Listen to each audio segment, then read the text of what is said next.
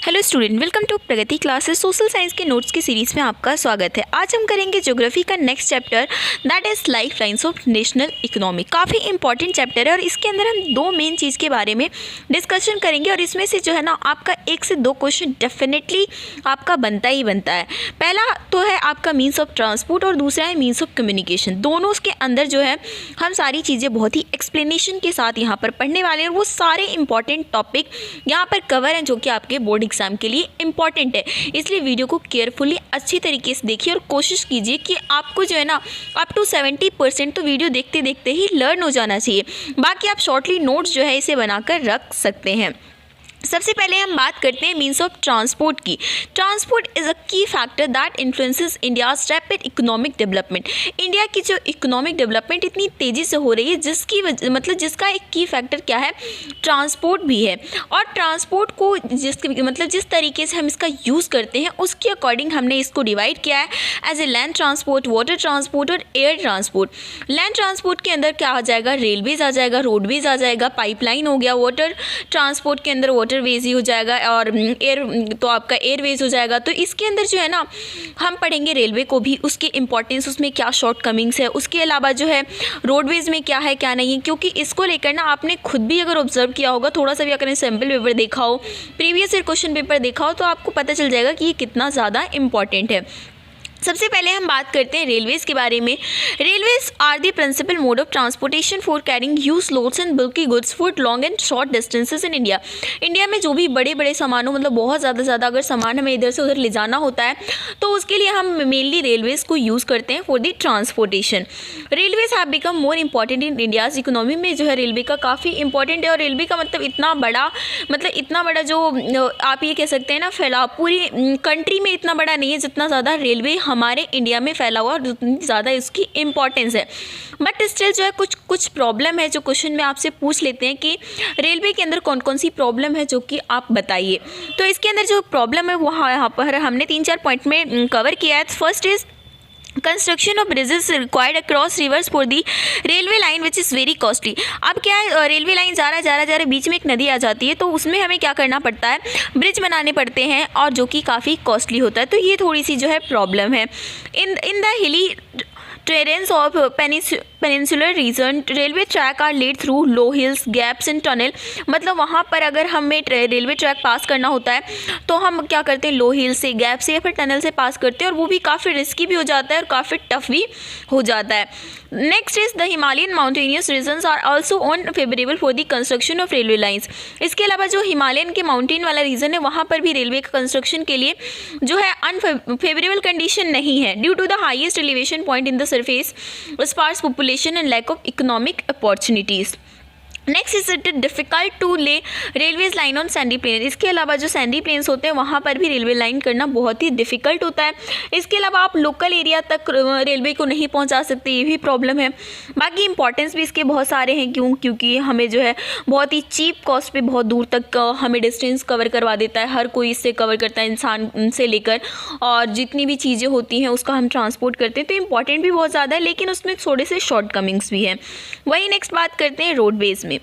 India has one of the largest road networks in the world. पूरी दुनिया में जो है लार्जेस्ट नेटवर्क इंडिया के अंदर जो है रोडवेज़ का है। Its importance can be viewed. अब इसकी जो इंपॉर्टेंस है वो आप पता कर सकते हो। और क्वेश्चन कभी कभी ये आता है कि रोडवेज़ का जो है ना इंपॉर्टेंस बताओ थोड़ा सा कंपैरिजन करके रेलवे से, कि रेलवे से वो ज़्यादा अच्छा क्यों है और क्या उसकी इंपॉर्टेंस है। So first is the construction cost of road is much lower than that of railway line. Road का जो कंस्ट्रक्शन कॉस्ट होता है ना वो रेलवे लाइन के कॉस्ट से काफ़ी कम होता है। ये फर्स्ट इंपॉर्टेंस हो गया। Next, roads can cover more geographically harder location that can not be done by railways. अब जो रोड है ना वो एक अंदर से अंदर तक एरिया को कवर कर सकता है जो कि रेलवे नहीं कर सकता है। रोड ट्रांसपोर्ट इज़ इकोनॉमिकल मतलब कि सस्ती भी है and provide door to door service. घर तक भी हमें हमें पहुंचा देती है। Road transport provides links between railway station, air and seaport. Railway station जाना हो, एयरपोर्ट जाना हो, सीपोर्ट जाना हो तो लिंक कौन प्रोवाइड करता है, रोड ट्रांसपोर्ट प्रोवाइड करता है। तो ये काफ़ी इंपॉर्टेंट है।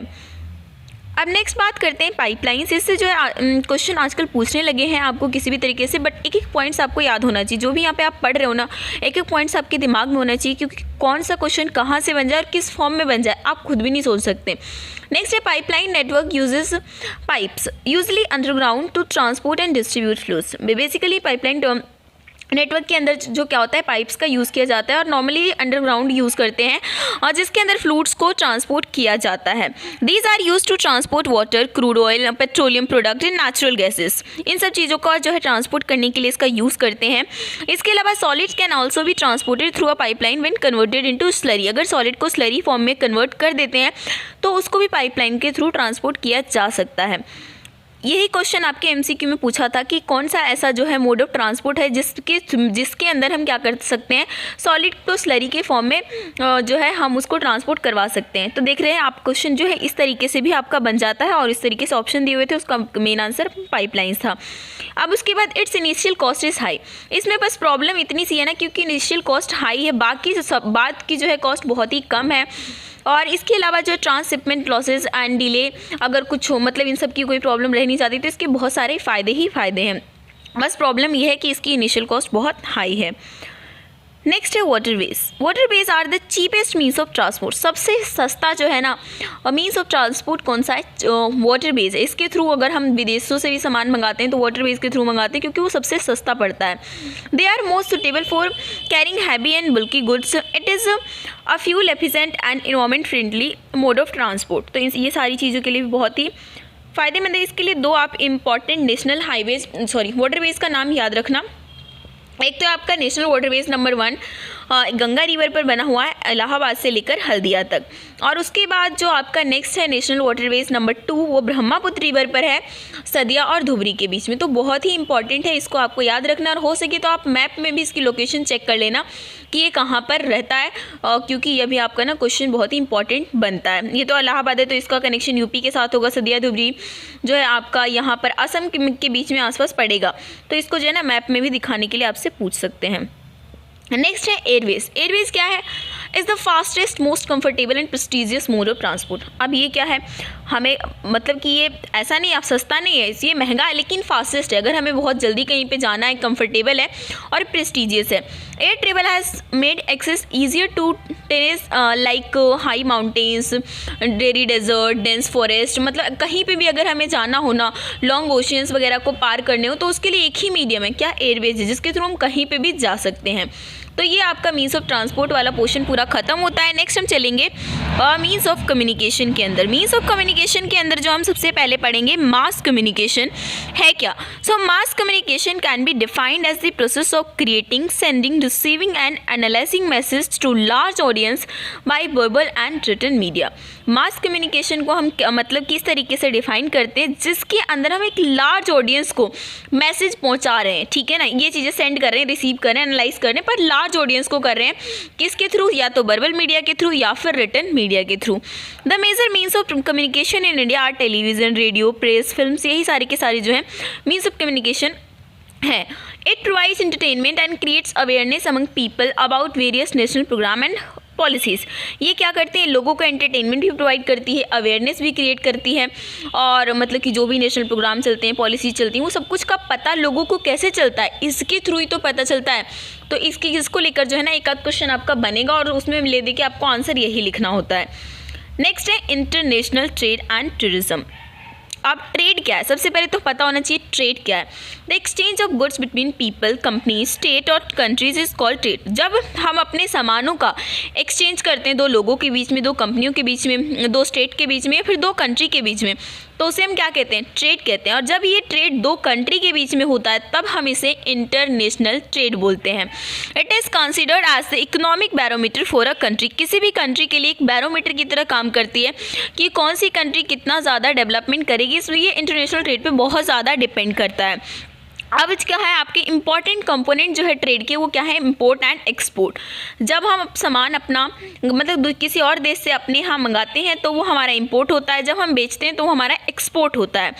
अब ये क्या, balance of trade of a country is the difference between its export and import. Balance of trade क्या है, किसी भी कंट्री में एक्सपोर्ट और इम्पोर्ट के बीच में जितना डिफरेंस है ना, उसी को हम बैलेंस ऑफ ट्रेड कहते हैं। पर बैलेंस ऑफ ट्रेड आपका दो तरीके का है, एक तो फेवरेबल बैलेंस ऑफ ट्रेड और दूसरा है अनफेवरेबल बैलेंस ऑफ ट्रेड। अब देखो, किसी भी कंट्री के लिए अगर हम अपना सामान किसी और को बेचेंगे तो डेफिनेटली हमारे पास क्या आएगा, फॉरेन करेंसी आएगी। तो एक्सपोर्ट अगर ज़्यादा है इंपोर्ट से तो उसे हम क्या बोलते हैं, फेवरेबल बैलेंस ऑफ ट्रेड। लेकिन अगर हमारा इंपोर्ट ज़्यादा है, मतलब हम सामान दूसरे देश से ले तो ज़्यादा रहे पर बेच कम रहे, तो वो हमारा अनफेवरेबल बैलेंस ऑफ ट्रेड कहा जाता है। अब उसके बाद लास्ट आपका टॉपिक है that is tourism. Tourism is an important form of international trade. International trade के रूप में ये भी एक इम्पॉर्टेंट फॉर्म होता है tourism. Indian tourism industry is employ around 15 million people. मतलब हमारी टूरिज्म इंडस्ट्री के अंदर 15 मिलियन लोग काम करते हैं और हर साल लगभग 2.6 मिलियन फॉरेनर्स टूरिस्ट यहाँ पर विजिट करने आते हैं। ये तो फॉरेनर्स लोग हैं और डेफिनेटली उसी से तो फॉरेन करेंसी आएगी, और बाकी यहाँ के लोग जो घूमते हैं वो अलग है। अब इंडिया के जो टूरिज़्म है ना, उससे क्या बेनिफिट है, उससे हमें क्या फ़ायदा हुआ है, इसकी वजह से नेशनल इंटीग्रेशन को प्रमोशन मिलता है।